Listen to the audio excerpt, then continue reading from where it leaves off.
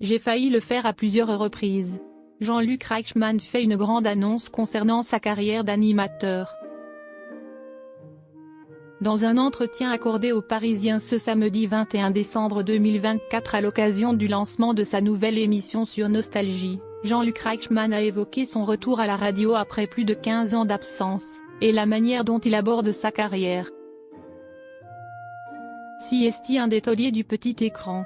D'abord les amours, puis attention à la marche et enfin les 12 coups de midi. Jean-Luc Reichmann anime une quotidienne depuis 3 décennies, de quoi faire de lui un visage familier pour nombre de téléspectateurs.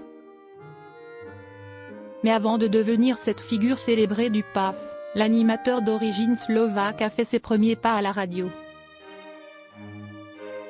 Pionnier d'une radio libre toulousaine, il anime ensuite la matinale de Énergie Toulouse, avant d'être diffusé à l'échelle nationale à partir de 1989, sur RFM. Le comédien passe ensuite par Europe 1, RMC, RTL, avant de préférer les caméras aux ondes hertziennes. Mais le vieux loup de mer a décidé de revenir à ses fondamentaux, et fera son grand retour à la radio à partir du 10 janvier 2025 en animant une nouvelle émission, prénommée On se tutoie, tous les vendredis de 19h à 20h sur Nostalgie. Jean-Luc Reichmann explique pourquoi il revient à la radio. Siesti, à l'occasion de ce comeback inattendu que le compagnon de Nathalie Lecoutre s'est entretenu avec le Parisien ce samedi 21 décembre 2024. Il explique son choix: je reviens aux fondamentaux, car dans audiovisuel il y a visuel mais aussi audio. Mes enfants m'avaient toujours dit que j'y reviendrais.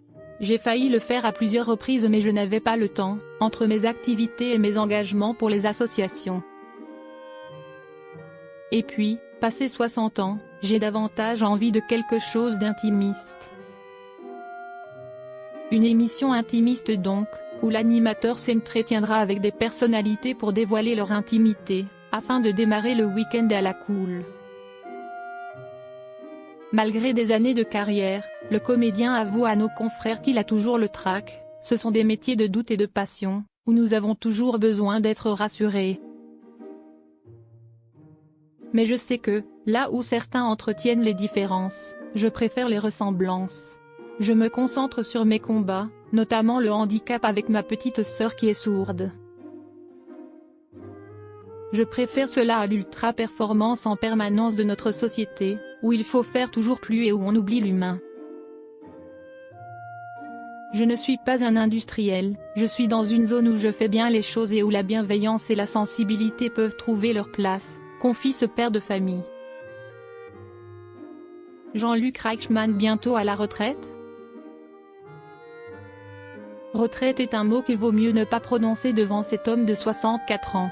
Des années de métier n'ont pas esquinté sa passion, je n'ai aucune raison de me lasser. Mon moteur, c'est le sourire des gens sur le plateau ou dans la rue. En étant là tous les jours, nous sommes un repère, notamment pour les personnes seules. Les 12 coups de midi est l'émission préférée des Français, dans un récent sondage. C'est une paix de responsabilité, rapporte-t-il aux Parisiens. Il considère donc n'avoir aucune raison de arrêter aujourd'hui. J'ai la joie de me lever le matin. Je n'ai pas l'impression d'aller travailler. Je ne ressens aucune lassitude.